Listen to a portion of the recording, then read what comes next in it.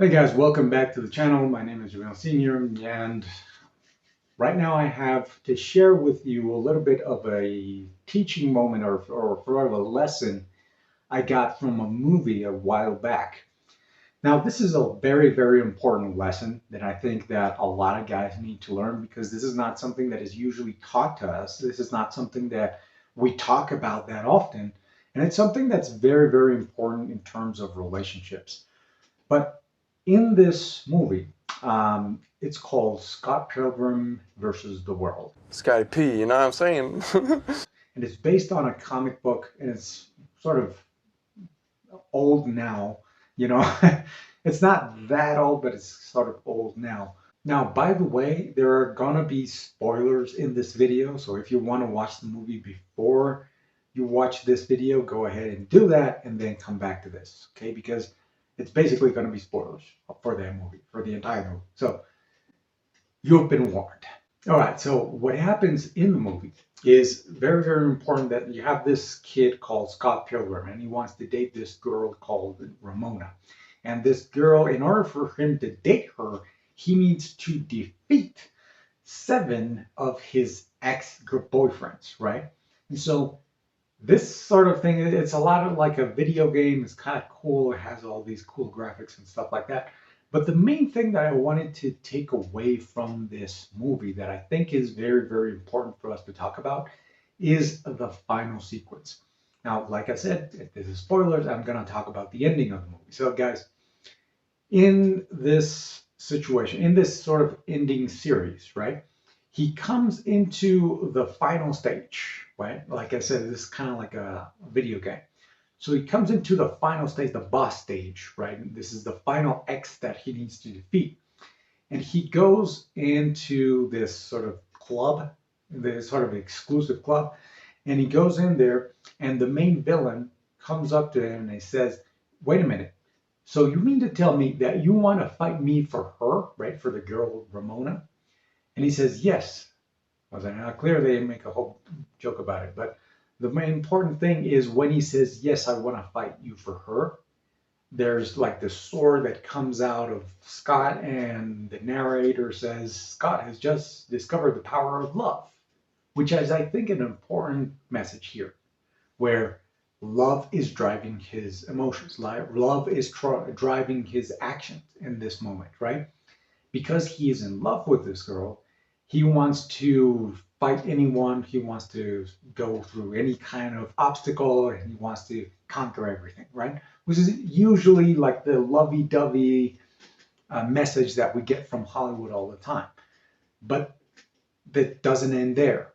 The main thing that happens, or sort of the interesting thing that happens after that, is that Scott actually loses to this guy, right? And he gets killed. And then he literally gets like another life. And so he grabs life, and then he has like a reback, sort of a Groundhog Day situation where he goes back in time and he gets to try again against the boss, right? Against the final boss. And then he goes into it with a new perspective, with a perspective not just of love is driving my every emotion. It's not just love driving him now, it's also something else, which is explained in the movie. He goes into the arena now, and then the bad guy tells him the exact same thing. He says, "Wait a minute, you want to fight me for her?" And he changes his answer. He says, "No, I want to fight you for me." And another sword comes out of him, and the narrator now says, Scott has discovered the power of self-respect.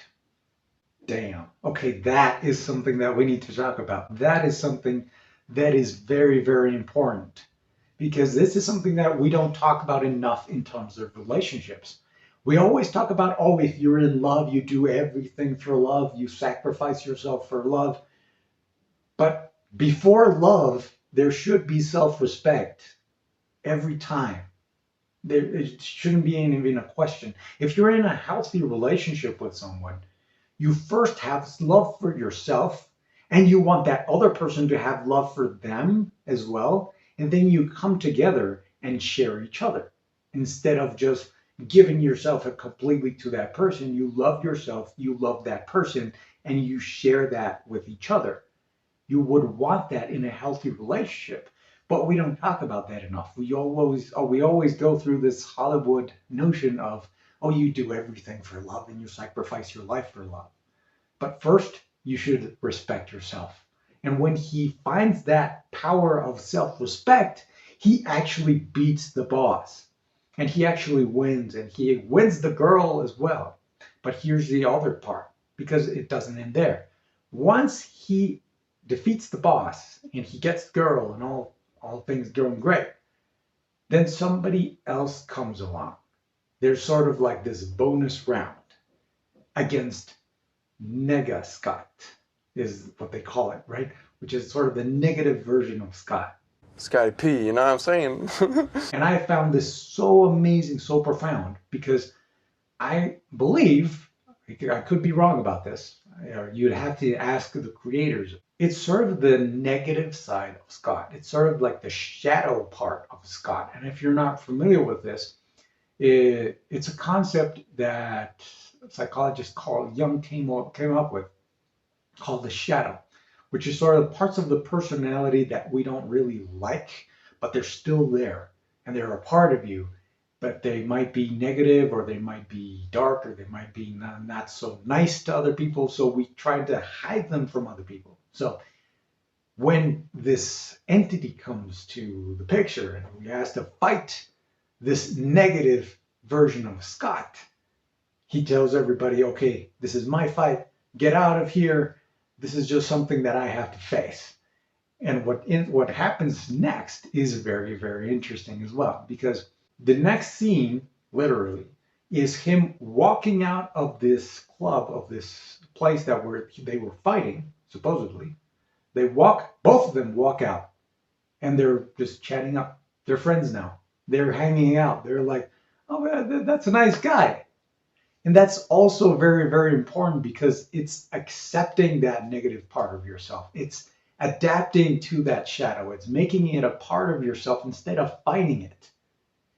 And that is also a very, very important part of relationships, and especially for men.